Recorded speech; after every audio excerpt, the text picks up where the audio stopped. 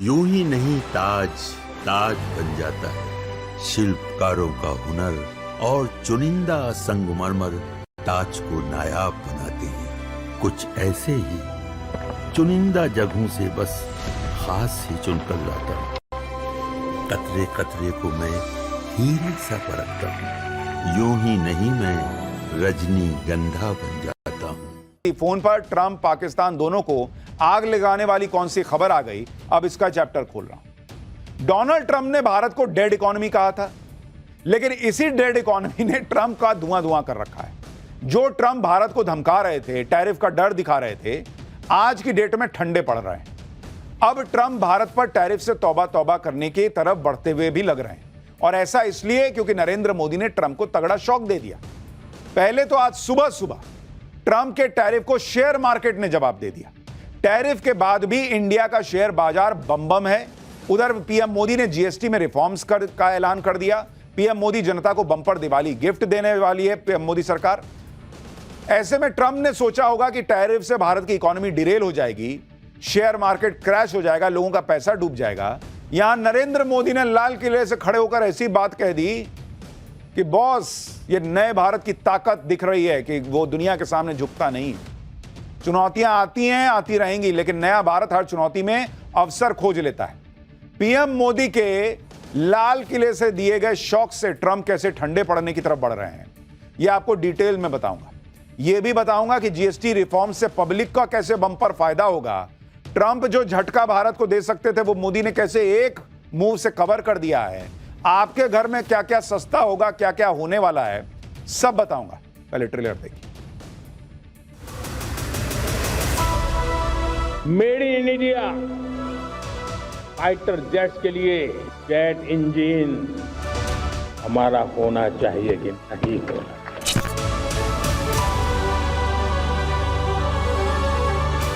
हम स्वदेशी का गर्व करने लगे।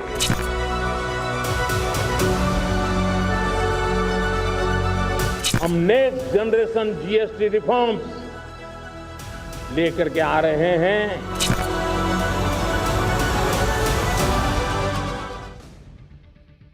देश की इकोनॉमी पर जब भी पॉजिटिव या नेगेटिव इंपैक्ट पड़ता है तो सबसे पहले शेयर मार्केट में असर दिखता है।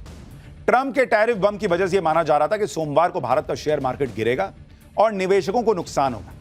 लेकिन शुक्रवार 15 अगस्त को पीएम मोदी ने लाल किले से जो भाषण दिया, उससे ट्रंप के टैरिफ का डर शेयर मार्केट से फुर हो गया, खत्म।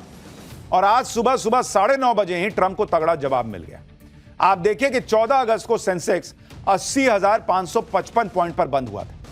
आज सेंसेक्स सीधा 1,133 पॉइंट का जंप के साथ खुला बॉस। दिन में सेंसेक्स 81,688 तक चला गया।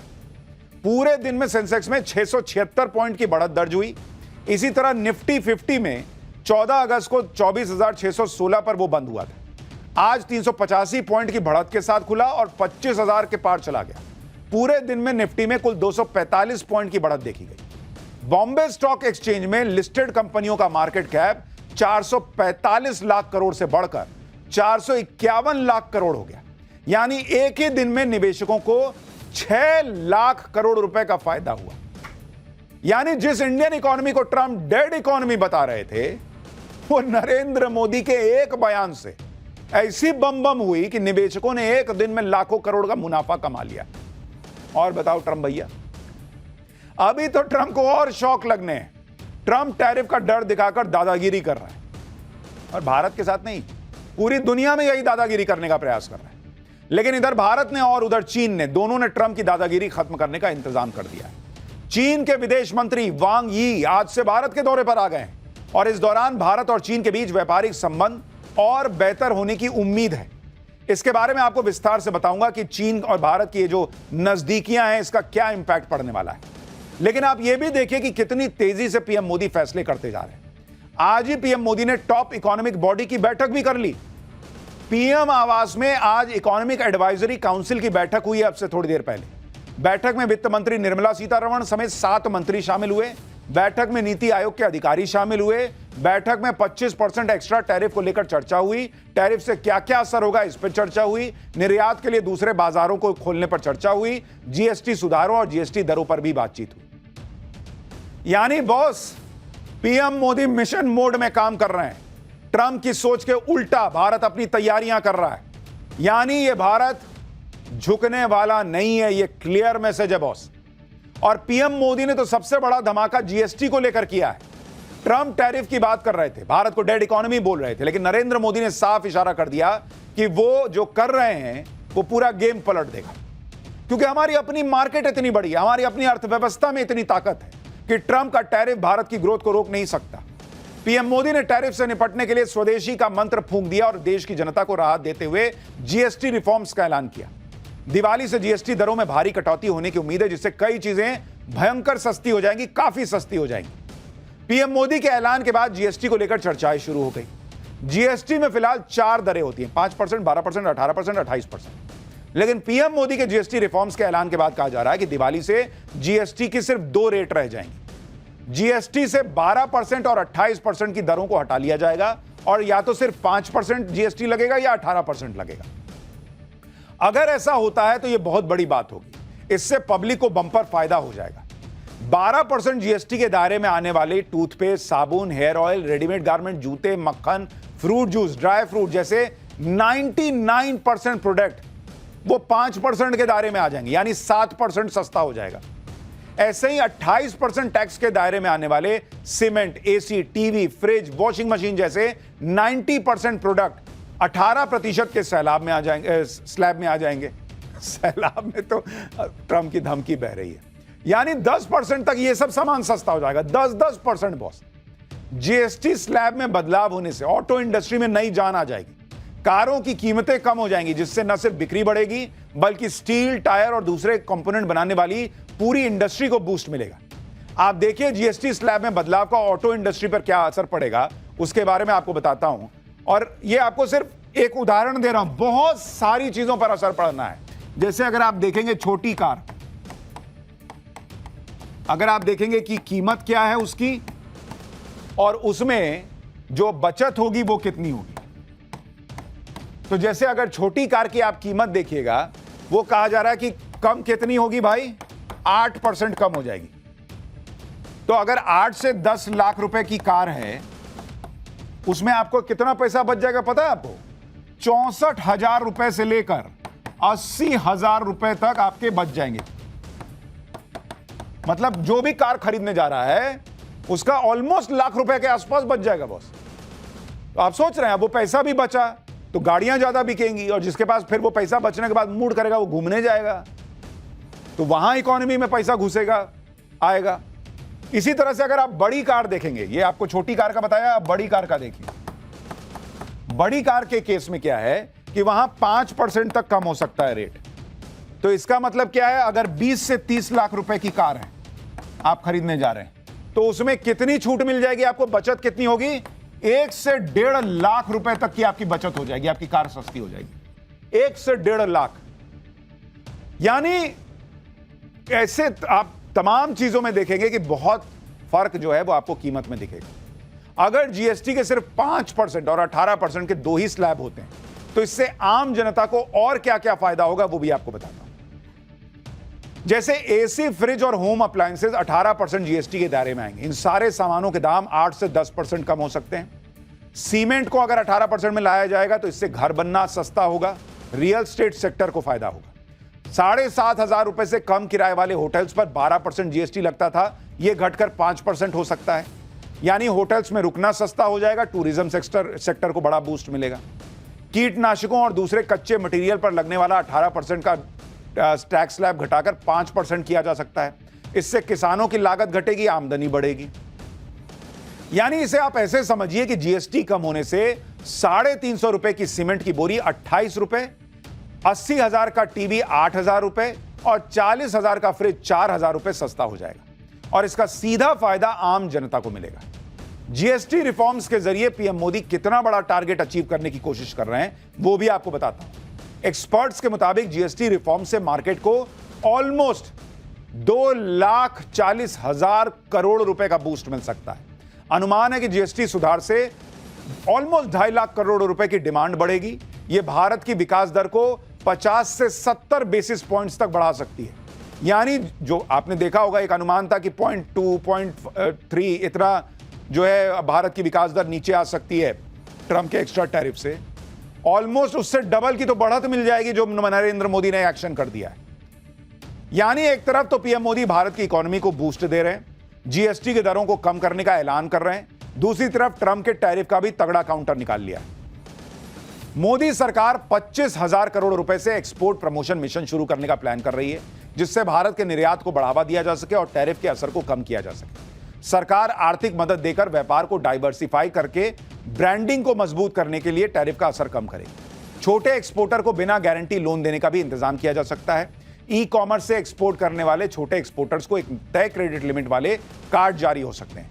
विदेश में माल रखने के लिए वेयरहाउस बनाने और पोटेंशियल मार्केट में एग्जीबिशन के लिए भी आर्थिक मदद दी जा सकती है। यानी पीएम मोदी का विजन क्लियर है, भारत की इकोनॉमिक ग्रोथ को रुकने नहीं देंगे। ट्रंप के टैरिफ को बेअसर करने के लिए सरकार व्यापारियों के साथ खड़ी। अब ट्रंप सोच रहे थे कि भारत पर टैरिफ लगाकर रूस को लाइन पर ले आएंगे, लेकिन मोदी झुके नहीं और पुतिन ने भी ट्रंप के सामने जाकर ताल ठोक दी। अब ट्रंप अलबलाए घूम रहे होंगे, क्योंकि पुतिन को मीटिंग के लिए बुलाकर ट्रंप जो खेल करना चाह रहे थे वो खेल ट्रंप को ही उल्टा पड़ गया है। ट्रंप पुतिन की मीटिंग में पुतिन ने धज्जियां उड़ा दी और इससे ट्रंप की पूरी दुनिया में बेइज्जती हो रही है। खुद अमेरिका में ट्रंप की खिंचाई हो रही है। अमेरिकी मीडिया भी पुतिन को बॉस बता रहा है और ट्रंप की जो है छीछालेदर हो रही है। अमेरिकी चैनल CNN की वेबसाइट पर रिपोर्ट में लिखा गया है कि पुतिन को अलास्का में वो सब कुछ हासिल हुआ जिसकी उन्हें उम्मीद थी। इसके उलट ट्रंप को बहुत कम सफलता मिली। यह पुतिन की बड़ी जीत है।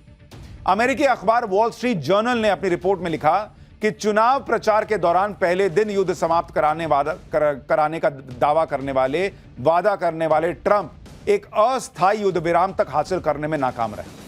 न्यूयॉर्क टाइम्स पर में छपी एक रिपोर्ट के मुताबिक इस मुलाकात का नतीजा सिर्फ इतना रहा कि ट्रंप और पुतिन दोबारा मिलने पर सहमत हो गए। यानी खुद अमेरिका में ट्रंप की छीछालेदर हो रही है कि इतना मुंह बना के गए तामझाम करते हुए, पुतिन आ रहे हैं तो ऊपर से B-2 बम्बर उड़ा दे रहे हैं, फाइटर जेट खड़े किए हुए हैं, पुतिन उससे घबराने वाले हैं। उल्टा पुतिन ने कह दिया कि अगली मीटिंग के लिए मॉस्को आना, मैं नहीं आऊंगा बार बार। यह मैसेज था। जो डोनाल्ड ट्रंप लगातार भारत को धमका रहे थे, उनका इलाज तो नरेंद्र मोदी ने भारत में बैठे बैठे कर दिया। क्योंकि आप देखिए कि अगर पुतिन ने ट्रंप को धो डाला और ट्रंप के सामने झुके नहीं तो पीछे ताकत भारत की ही थी। आप यह भी याद रखिए कि पुतिन जब ट्रंप से मिलने गए थे तब भी नरेंद्र मोदी को फोन किया था, और जब पुतिन ट्रंप से मिलकर लौट आए तब भी नरेंद्र मोदी को फोन किया है। आज पुतिन और मोदी की फोन पर लंबी बातचीत हुई है, जिसके बाद पीएम मोदी ने ट्वीट किया, मेरे मित्र। अब ये बहुत एक एक चीज जो है ना वो डिप्लोमेसी में इंपॉर्टेंट होती है। उन्होंने मेरे मित्र से शुरू किया, यानी ट्रंप जो सोच रहे हैं कि भारत दोस्ती तोड़ देगा वो नहीं हो रहा। मेरे मित्र राष्ट्रपति पुतिन को उनके फोन कॉल के लिए धन्यवाद। पुतिन ने अलास्का में अमेरिकी प्रेसिडेंट ट्रंप से हुई मीटिंग की डिटेल शेयर की हैं। भारत ने हमेशा रूस यूक्रेन जंग के शांतिपूर्ण समाधान पर अपना रुख जाहिर किया है। इससे जुड़ी सभी कोशिशों के लिए भारत अपने समर्थन को दोहराता है। अब सोचिए, ट्रंप जो वहां से खाली हाथ लौटे हैं, उनके जख्मों पे इस फोन कॉल को सुन के कितना मिर्ची नमक सब रगड़ा गया होगा कि एक तो पुतिन फोन करके मोदी को बता रहे हैं कि हाँ ट्रंप आया था, बात हुई है, और ऊपर से मोदी ट्वीट में लिख रहे हैं कि मेरे दोस्त पुतिन से मीटिंग से पहले ट्रंप बहुत शेखी बगा रहे थे, लेकिन मीटिंग के बाद ट्रंप की सारी हवा निकल गई। आप इसकी वजह भी समझिए। मुलाकात से पहले ट्रंप कह रहे थे कि रूस को हर हाल में युद्ध रोकना पड़ेगा, लेकिन मुलाकात के बाद ट्रंप ने यूटर्न ले लिया, कह दिया कि सीज फायर करवाना इतना आसान काम नहीं है। जबकि मीटिंग से पहले ट्रंप कह रहे थे कि पुतिन अगर सीज फायर के लिए नहीं माने तो मैं रूस पर कड़े प्रतिबंध लगा दूंगा, लेकिन मीटिंग के बाद ट्रंप ने रूस पर कोई नया प्रतिबंध नहीं लगाया। पुतिन से मीटिंग के करने जाते वक्त जो ट्रंप रूस को यूक्रेन पर हमले का दोषी बता रहे थे, पुतिन से मिलने के बाद यूक्रेन को नेटो की सदस्यता देने से ही इनकार कर दिया, जैसा कि पुतिन चाहते थे। खुद ट्रंप भी कह रहे हैं कि बॉस तो पुतिन ही है। सुनिए जरा। I would like to thank President Putin and his entire team, whose faces, who I know in many cases, other than that, whose faces I get to see all the time in the newspapers. You're almost as famous as the boss. Putin से मुलाकात को Trump ने 10 में से 10 number दिए, जबकि इस मुलाकात में पुतिन ने ट्रंप से अपनी सारी बातें मनवा ली और ट्रंप की सारी धमकियां फेल हो गई। ट्रंप के सामने पुतिन के इस कॉन्फिडेंस की एक बड़ी वजह पीएम मोदी की रणनीति भी है। जिन्होंने ट्रंप के किसी भी प्रेशर में आए बिना रूस के साथ अपनी दोस्ती से जरा भी कॉम्प्रोमाइज करने से इनकार कर दिया। ट्रंप ने रूस से तेल खरीदने की बात कहकर भारत पर 50% टैरिफ लगाने का ऐलान कर दिया, जिसके जवाब में भारत ने रूस से हर दिन 20 लाख बैरल कच्चा तेल खरीदना शुरू कर दिया। जबकि ट्रंप के टैरिफ ऐलान से पहले भारत रूस से प्रतिदिन 16 लाख बैरल तेल खरीद रहा था। ट्रंप को लग रहा था कि वो भारत को रूस से तेल लेने से रोक देंगे तो रूस और भारत के संबंधों में दरार आ जाएगी। ट्रंप ये सोचकर बैठे थे कि अलास्का में पुतिन भारत के खिलाफ बयान देंगे, लेकिन पुतिन ने ऐसा कुछ नहीं किया। मोदी और पुतिन की दोस्ती ट्रंप की चालबाजियों पर भारी पड़ गई। पुतिन के साथ मीटिंग में ट्रंप तो हार गए, पुतिन बॉस साबित हो गए और अब पुतिन के बारे में अमेरिका में बातें बनाई जा रही। चर्चा चल रही कि पुतिन तो ट्रंप से मिलने अलास्का गए भी नहीं थे। माहौल यह बनाया जा रहा है कि पुतिन ने ट्रंप को बेवकूफ बना दिया, उनसे मिलने के लिए अपने बॉडी डबल यानी अपनी डुप्लीकेट को अलास्का भेज दिया था। इस थ्योरी को साबित करने के लिए लोग तर्क दे रहे हैं कि पुतिन चलते वक्त कभी दोनों हाथ नहीं हिलाते, उनका लेफ्ट हैंड हमेशा स्थिर रहता है। लेकिन ट्रंप के साथ चलते पुतिन के दोनों हाथ आगे पीछे स्विंग हो रहे थे। सोशल मीडिया पर लोग दावा कर रहे हैं कि पुतिन ने अलास्का में अपना अच्छा वाला बॉडी डबल भी नहीं भेजा, सस्ता भेज दिया, बल्कि मस्तमौला पुतिन भेज दिया। जबकि पुतिन अक्सर गंभीर मुद्रा में रहते हैं, लेकिन अलास्का में जो पुतिन गया था वो जरूरत से ज्यादा हंसमुख लग रहा था। ये लोग सोशल मीडिया पे दावा कर रहे हैं कि भाई इतना ये व्यक्ति हंस रहा है, ये पुतिन हो ही नहीं सकता, ऐसी शक्लें बना रहा है, ये पुतिन नहीं हो सकता। सोशल मीडिया पे लोग पुतिन की तस्वीरें डालकर असली और नकली पुतिन की पहचान करने में लग गए। पुतिन की मॉस्को वाली और अलास्का वाली तस्वीर में अंतर बता रहे हैं। दावा कर रहे हैं कि ट्रंप से मिले पुतिन के गाल बहुत मोटे हैं, वो बहुत ज्यादा मुस्कुरा रहे हैं, जबकि असली पुतिन कभी ऐसा नहीं करते, वो सीरियस रहते हैं। इसी आधार पर लोग दावा कर रहे हैं सोशल मीडिया पर कि असली पुतिन तो ट्रंप से मिले भी नहीं। बताइए और कितनी बेइज्जती होगी ट्रंप। हालांकि इस दावे को लेकर कोई पुख्ता सबूत नहीं है, ये सिर्फ चल रही है चर्चा। अभी तो पुतिन ने ट्रंप को बेइज्जत करवाया है, अभी तो ट्रंप के साथ एक नया कांड होने वाला है। यूक्रेन के राष्ट्रपति जेलेंस्की अमेरिका पहुंच गए हैं। पुतिन के बाद अब जेलेंस्की के साथ 1-to-1 मीटिंग होनी है ट्रंप की। पिछली बार ट्रंप ने अमेरिका बुलाकर जेलेंस्की की जिस तरह बेइज्जती की थी, जेलेंस्की उसका पूरा बदला चुकाने के मूड में। जेलेंस्की ने ट्रंप को इसका ट्रेलर भी दिखा दिया है। जेलेंस्की से मुलाकात से पहले ट्रंप ने जेलेंस्की को कहा है कि यूक्रेन को क्रीमिया छोड़ना होगा और नेटो में शामिल होने की महत्वाकांक्षा को त्यागना होगा। इस पर जेलेंस्की ने ट्रंप को करारा जवाब दे दिया है और कह दिया है कि युद्ध रुकवाने की एवज में यूक्रेन अपनी जमीन की कोई अदला बदली नहीं करेगा। यह जेलेंस्की ने क्लियर कर दिया। यानी जेलेंस्की ने रूस के साथ शांति समझौते के लिए ट्रंप की शर्तों को मानने से इनकार कर दिया है। अब आप बताइए और क्या बेइज्जती होगी इससे ज्यादा।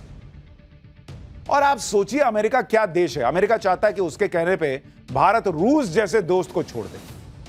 और यह वो अमेरिका है जिसके बारे में हमने आपको पाठशाला में पहले भी बताया कि यह सिर्फ अपना फायदा देखता है। इराक में घुसा, कुछ सबूत नहीं दिया कि हां वहां क्या हथियार मिल रहे हैं नहीं मिल रहे हैं, वो अपना वहां पर करके सारा हिसाब किताब निकल लिया। अफगानिस्तान बर्बाद कर दिया। और इसी तरीके से इन लोगों ने, हमने आपको पाठशाला में बार बार बताया, उस वक्त जो बाइडेन प्रेसिडेंट थे, ये जेलेंस्की को पंप कर करके लड़ो लड़ो लड़ो करके जो है लड़वाते रहे। पूरी हथियार लॉबी जो है वो अपना सामान बेचती रही, वहां के जो खनिज थे वो अपने हिस्से में कर लिए, अपने जरूरी चीजें, और अब कह रहे हैं कि तुमको नेटो में भी नहीं लेंगे, अपनी जमीन भी दे दो, जाओ। ये है अमेरिका की दोस्ती। इसलिए अमेरिका से उतनी ही दोस्ती सही है जितनी भारत निभाता है भाई। ठीक है, जब अच्छे रहोगे तो अच्छा, बुरे रहोगे तो बुरा। जेलेंस्की के तेवर बता रहे हैं कि इस बार वो ट्रंप की कोई बदतमीजी बर्दाश्त नहीं करेंगे।